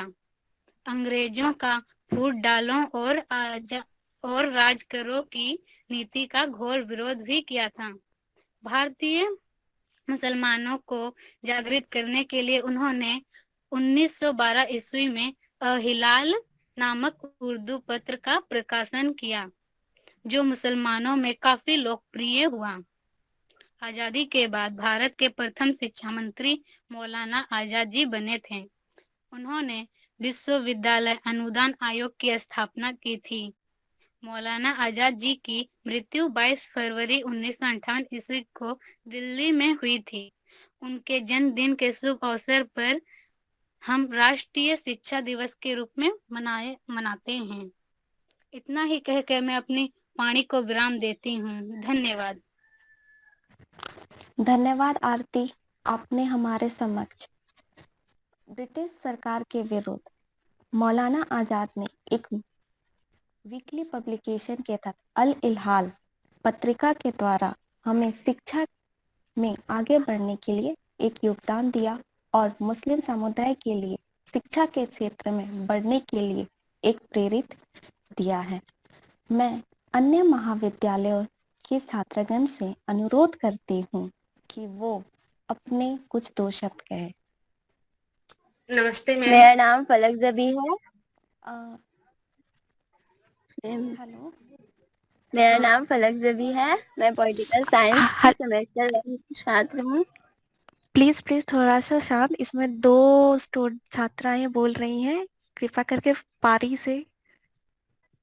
जी मैम, निरुपमा या फर जी नमस्ते मैम। जी हम लोग के समक्ष निरुपमा जी आगे आ रही है। जी नमस्ते मैम, मैं निरुपमा नायक बहरागोड़ा महाविद्यालय बहरागोड़ा के हिस्ट्री विभाग के विद्यार्थी हूँ। नमस्ते प्रिंसिपल मैम जी, मॉडल महिला कॉलेज खरसोवा। नमस्ते आदरणीय डॉक्टर गोपीनाथ सर, पंडित सर जी एवं प्रोफेसर भुवन भास्कर सर जी को मेरा प्रणाम, और मेरे आदरणीय सभी शिक्षक एवं शिक्षिकाओं को मेरा प्रणाम। आज इस ऑनलाइन प्रोग्राम राष्ट्रीय शिक्षा दिवस में शिक्षा मंत्री मौलाना अबुल कलाम आजाद के बारे में मैं कुछ कहना चाहती हूँ। भारत के प्रथम शिक्षा मंत्री मौलाना आजाद के जन्मदिन 11 नवंबर को पूरे देश भर शिक्षा दिवस के रूप में मनाया जाता है। जिन मुसलमानों ने कांग्रेस का हमेशा साथ दिया और देश की स्वतंत्रता में महत्वपूर्ण भाग लिया, उनमें मौलाना अबुल कलाम आजाद का नाम सबसे पहले आता है। इनका वास्तविक नाम अबुल कलाम गुलाम मुहिउद्दीन है। भारतीय स्वतंत्रता संग्राम की लड़ाई में मौलाना आजाद एवं प्रमुख सेनानी, राजनेता और कवि के रूप में अपना योगदान दिए हैं। मौलाना आजाद गांधी जी के विचारों से काफी प्रभावित थे, इसलिए उन्होंने देश की स्वतंत्रता की लड़ाई में अपना पूर्ण योगदान देने के लिए अपना व्यवसाय छोड़ दिया और देशभक्ति के रास्ते चल पड़े। इन आंदोलनों में भाग लिए और मुसलमानों को भी प्रेरित किया। आजादी के बाद भारत के प्रथम शिक्षा मंत्री मौलाना अबुल कलाम आजाद थे। उन्होंने 11 वर्ष तक राष्ट्र में शिक्षा नीति का मार्गदर्शन करवाए। मौलाना आजाद को आईआईटी और विश्वविद्यालय अनुदान आयोग की स्थापना का श्रेय माना जाता है। उनके मृत्यु 22 फरवरी 1958 को उनका निधन हो गया था। मैं इतना कहकर मेरी वाणी को विराम देती हूँ। धन्यवाद। धन्यवाद निरुपमा, आपने बहुत अच्छे वक्तव्य और हमें शिक्षा भी दी कि किस तरह से मौलाना अब्दुल कलाम ने राष्ट्रीय आंदोलन को आगे बढ़ाते हुए राष्ट्रीय एकता को एकत्रित किया है। अब मैं फरहाद जी मैम। जी, मैं आपसे आग्रह करना चाहूंगी, क्षमा करूंगी कि आप दोनों एक ही समय में कह रहे थे। मैं आपसे आग्रह करती हूँ कि आप आगे आइए और हमें अपने विचारों को बताइए। जी, मेरा नाम फलक जबी है। मैं पॉलिटिकल साइंस की सेमेस्टर 1 की छात्र हूँ। इस सेमिनार में उपस्थित महाविद्यालय की प्राचार्य महोदय, सभी शिक्षकगण एवं मेरे सभी साथियों, आप सबको मेरा नमस्कार। मैं आपके सामने मौलाना अबुल कलाम आजाद की राजनीतिक जीवन के बारे में 2 शब्द कहना चाहती हूँ। मौलाना अबुल कलाम आजाद या अबुल कलाम गुलाम मुहिउद्दीन एक प्रसिद्ध भारतीय मुस्लिम विद्वान तथा भारतीय स्वतंत्रता सेनानी थे। भारत की आजादी के बाद वे एक महत्वपूर्ण राजनीतिक पद पर रहे। वे महात्मा गांधी के सिद्धांतों का समर्थन करते थे। खिलाफत आंदोलन में उनकी महत्वपूर्ण भूमिका रही। 1923 में वे भारतीय राष्ट्रीय कांग्रेस के सबसे कम उम्र के प्रेसिडेंट बने। वे 1940 और 1945 के बीच कांग्रेस के प्रेसिडेंट रहे। 15 अगस्त 1947 से 2 फरवरी 1958 तक सेवा करने वाले स्वतंत्र भारत के पहले शिक्षा मंत्री बने तथा वे अलग मुस्लिम राष्ट्र पाकिस्तान के सिद्धांत का विरोध करने वाले मुस्लिम नेताओं में से थे। कांग्रेस के अन्य प्रमुख नेताओं की तरह उन्हें भी 3 साल जेल में बिताने पड़े थे। जेल से निकलने के बाद वे जलियांवाला बाग हत्याकांड के विरोधी नेताओं में से एक थे। इसके अलावा वे खिलाफत आंदोलन के भी प्रमुख थे। उन्होंने अंग्रेजी सरकार को आम आदमी के शोषण के लिए जिम्मेवार ठहराया। राजनीति के प्रति उनके झुकाव ने उन्हें पत्रकार बना दिया। उन्होंने भारत की आजादी के लिए काफी संघर्ष किया। और यह कहकर मैं अपनी कथन समाप्त करती हूँ। Thank you. भारत एक विविधता का देश है। इसी के संदर्भ में मौलाना अबुल कलाम आजाद ने एक महत्वपूर्ण व्यक्तित्व हमारे सामने उभारा है, जिससे भारत को एकता की अखंडता का सर्वोपरि उदाहरण प्रस्तुत किया है। मैं मोमिता होता हूँ, बारागुड़ा कॉलेज की हूँ, बारागुड़ा कॉलेज बारागुड़ा, और हिस्ट्री विभाग की हूँ, इतिहास विभाग की।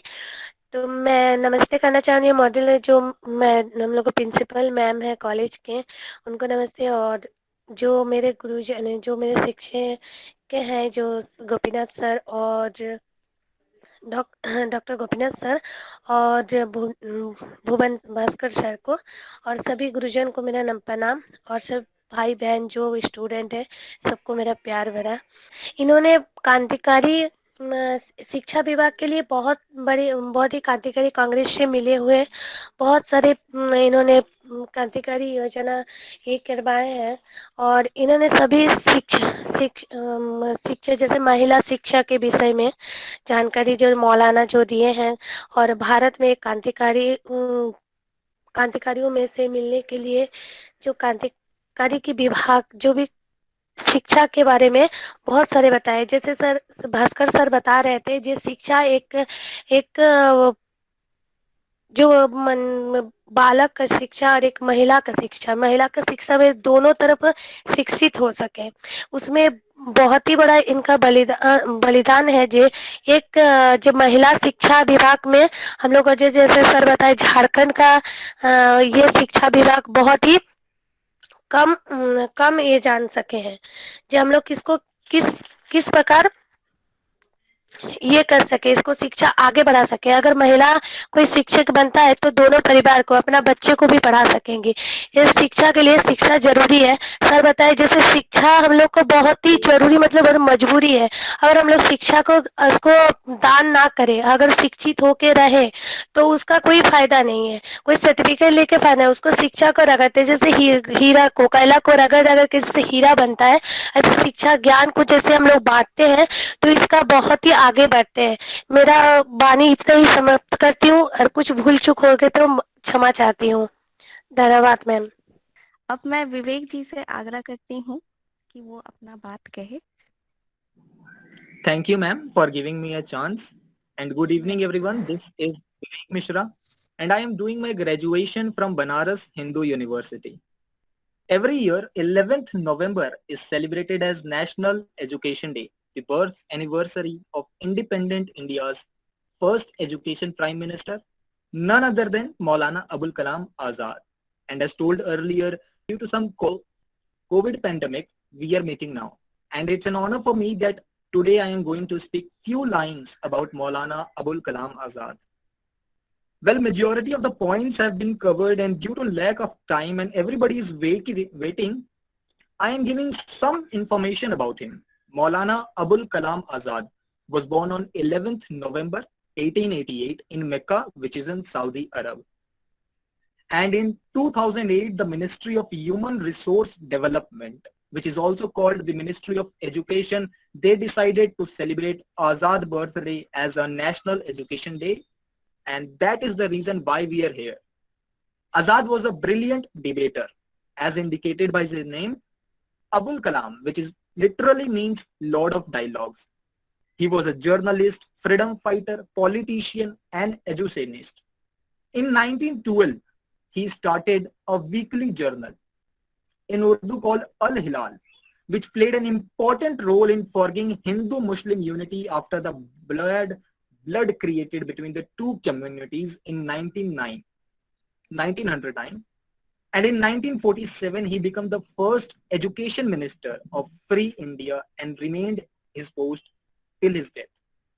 Well, if we talk about his contribution, the first IIT, the Indian Institute of Technology, the IISc, Indian Institute of Science, and after that, School of Planning and Architecture, the University Grants Commission, these all were established under his tenure as Education Minister.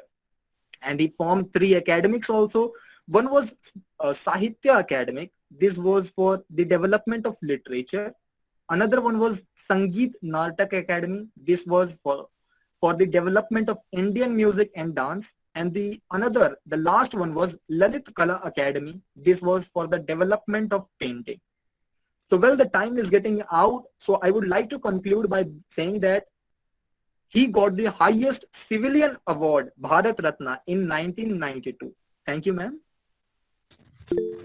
Thank you, Vivek. आप very heartily welcome from the BHU. It is well pleasure that we all listening you. Now I am request Arpana, please convey your message in this webinar. यहाँ उपस्थित सभी शिक्षकों को मेरा प्रणाम। मैं Jamshedpur women's college से फर्स्ट ईयर की छात्रा हूँ। आज 11 नवंबर शिक्षा दिवस के अवसर पर मैं आप सभी के सामने अपनी कुछ बातें रखना चाहती हूँ। मैम, मुझे इस वेबिनार में बोलने का मौका देने के लिए बहुत बहुत धन्यवाद। आज 11 नवंबर शिक्षा दिवस है और शिक्षा हमारे जीवन का एक बहुत महत्वपूर्ण पहलू है। बिना शिक्षा के एक व्यक्ति पशु के समान होता है। हमारे जीवन के लिए सबसे इम्पोर्टेंट है शिक्षा। शिक्षा के बिना हम लोग लाइफ में कुछ भी नहीं कर सकते हैं। यानी कि जीवन के किसी भी क्षेत्र में जाएं, शिक्षा हमारे लिए काफी महत्वपूर्ण है। परंतु आज हमारे देश की शिक्षा प्रणाली में थोड़ी कमी आई है। जैसे जैसे हमारे देश में अंग्रेजी सभ्यता का दायरा बढ़ा, अंग्रेजों ने हमारी शिक्षा प्रणाली को समाप्त कर दिया। हमारे देश की शिक्षा प्रणाली में अंग्रेजी शिक्षा प्रणाली मिश्रित हो गई है। हम लोग आजकल अंग्रेजी शिक्षा प्रणाली में ज्यादा ध्यान दे रहे हैं। कहीं ना कहीं हमारी शिक्षा प्रणाली में हम लोग लिखने और पढ़ने और उस चीज को समझने में ज्यादा जरूरत नहीं समझते हैं। हम लोग उसको रटने में ज्यादा जरूरत समझते हैं। आजकल मैक्सिमम स्टूडेंट, उनकी मान्यता बन गई है कि हमें एग्जाम देना है इसलिए हमें पढ़ना है। वो इस मानसिकता से नहीं पढ़ते कि हमें सीखना है और आगे जाके हमें दूसरों को सिखा के शिक्षित करना है। तो ये हमारे देश की शिक्षा का ध्येय बन गया है। ज्यादातर लोग ये सोचते हैं। तो मैं यही कहना चाहूंगी कि शिक्षा का मतलब है ज्ञान लेना और दूसरों को ज्ञान बांटना। और ज्ञान हम जितना बांटते हैं, हमारे जीवन में ज्ञान उतना बढ़ता है। तो ज्ञान बांटे और अपने पास ना रखे। अंग्रेजी प्रोफेसर बेबिंगटन ने कहा, वे चाहते थे कि भारतीय लोग तन से तो भारतीय रहे, परंतु वे मन से उन्हें अंग्रेज बनाना चाहते थे। उनकी ये सोच आज सही होती दिखाई दे रही है। तो मैं यही चाहूंगी कि हम लोग शिक्षा ग्रहण करें तो सीखने के लिए और दूसरों को सिखाने के लिए ग्रहण करें, ना कि एग्जाम में डिग्री लेने के लिए ग्रहण करें। इतना ही कह के मैं अपना कथन समाप्त करती हूँ। मुझे बोलने का अवसर देने के लिए बहुत बहुत धन्यवाद मैम।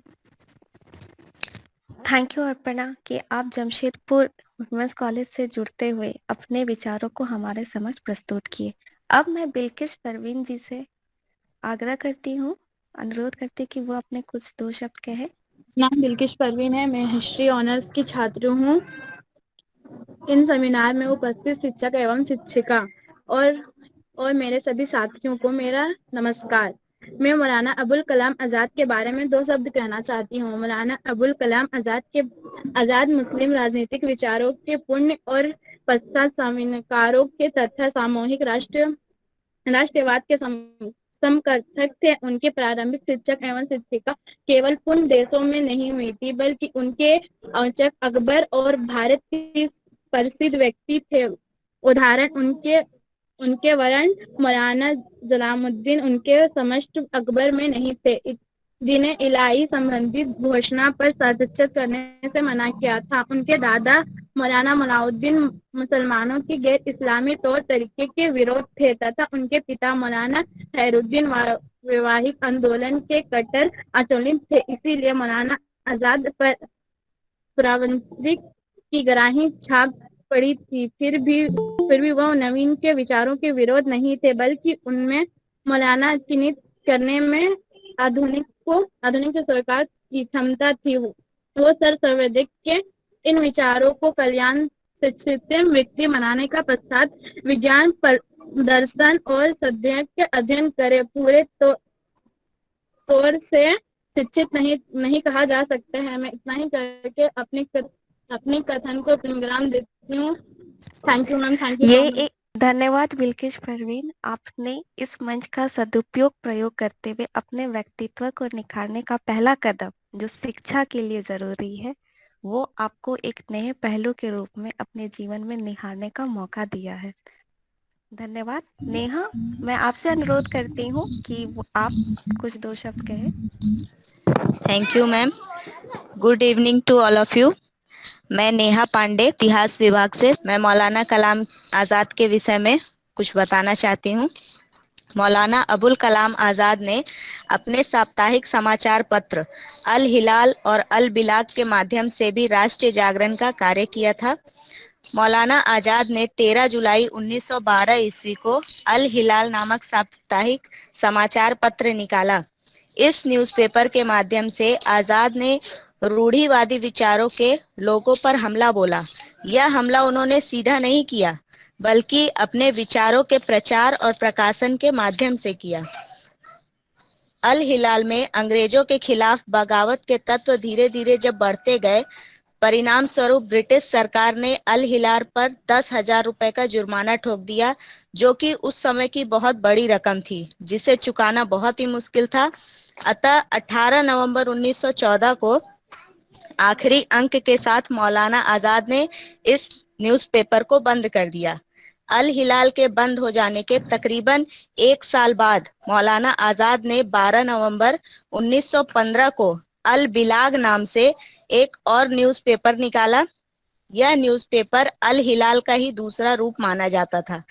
अल बिलाग में उन्होंने युद्ध की फिलॉसफी को समझाने का प्रयत्न किया, क्योंकि वह समय जो था वो फर्स्ट वर्ल्ड वॉर का समय था।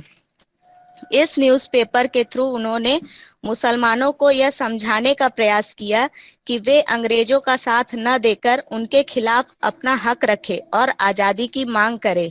उनके ब्रिटिश विरोधी लेखों के कारण बंगाल की सरकार ने उन्हें बंगाल से चले जाने का आदेश दिया और मौलाना आज़ाद रांची चले गए और वहीं से अल बिलाग को चलाने का प्रयास किया, लेकिन बहुत कोशिश करने के बावजूद भी उन्हें 3 अप्रैल 1916 को इसे बंद करना पड़ा।